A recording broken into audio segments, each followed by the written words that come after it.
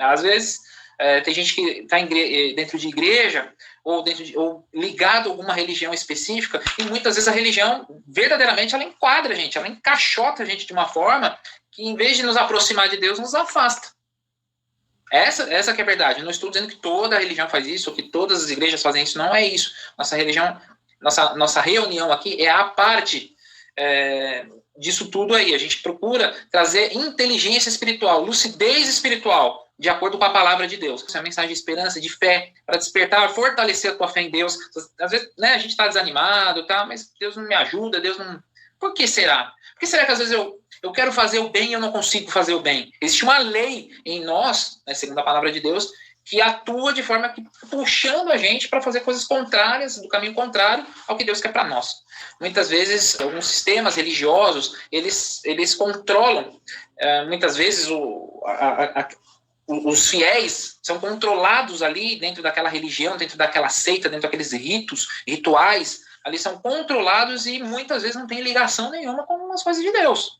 Eu assisti um filme esse final de semana, no comentário, ô Fábio, eu já tinha visto já algumas vezes e de vez em quando eu vejo alguma informação um pouco diferente, com novas palavras, né?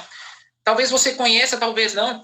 Existiu no final dos anos 60, começo dos anos 70, surgiu uma figura no mundo religioso chamado Jim Jones. Já ouviu falar, Fábio? Não? Jim Jones foi um religioso, tá? Lá em Indiana, nos Estados Unidos. E aí ele ali era muito conservador, ele começou a reunir muitos fiéis, ele se mudou para a Califórnia, lá da Califórnia ele foi para uma cidade, depois foi para outra, e ele foi agregando fiéis ao que ele chamava de uma igreja cristã. Tudo que não era uma igreja cristã, e eu vou explicar o porquê.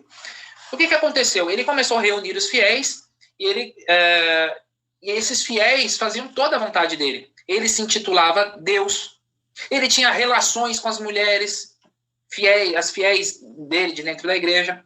Ele roubou o filho de um dos fiéis, falou, agora não é mais seu filho, agora é meu.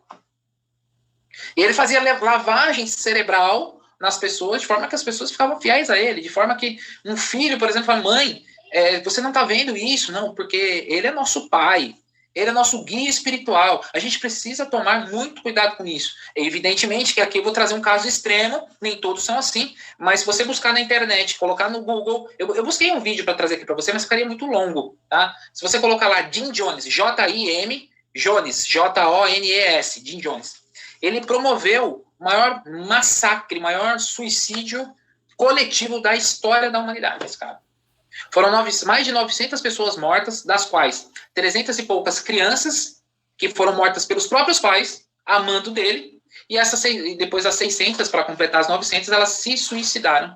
E se você buscar a informação, você vai ver que eles estão com os corpos ali virados para baixo. Isso foi no ano de 1978.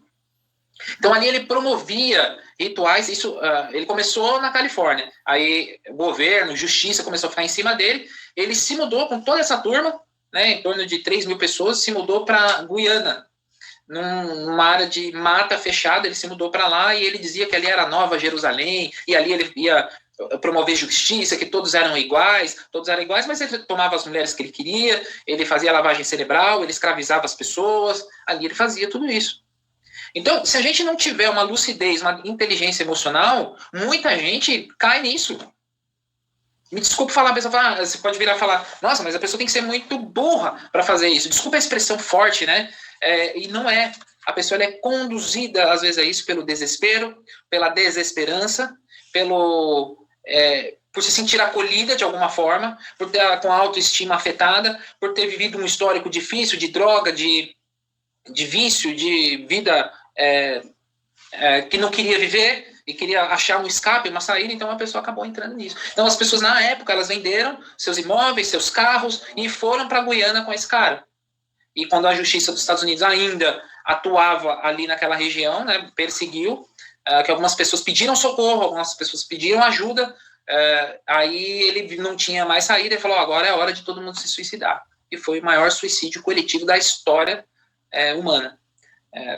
Que eu entenda, só tem suicídio da raça humana mesmo, não tem outra, né? Mas foi uma coisa, na época, tenebrosa, você vai encontrar muitas reportagens a respeito disso, Então, isso é religiosidade, isso é escravidão, isso é controle maléfico. Então, a gente precisa estar muito cuidado com isso, com doutrinas que não tem nada a ver com as coisas que Deus quer que a gente faça. Deus não quer você um escravo, e muitas vezes a gente é iludido quando a gente fala de religião, religiosidade, a gente muitas vezes é conduzido ao erro, se a gente não tiver o ouvido e os olhos atentos às coisas de Deus. Deus de forma transparente, sem atravessadores, né? Muito comum no mundo corporativo, falar os atravessadores aí, né? Então é isso, a gente quer trazer essa experiência de transparência espiritual para despertar a sua fé, para fortalecer a fé, para gerar esperança, para trocar ideia, para mostrar vulnerabilidade. Eu falo muito aqui, nos momentos da minha própria experiência, um ser humano igual a qualquer outro, né, onde eu falho, onde eu sou, às vezes, conduzido também, aí a gente desperta, opa, deixa eu voltar para o caminho certo aqui. É isso que a gente promove. O mundo está difícil, o mundo está complicado, talvez ele sempre foi assim, a gente não viveu antes para saber, então a gente procura essa inteligência espiritual para que você tenha uma vida mais leve. Fechado?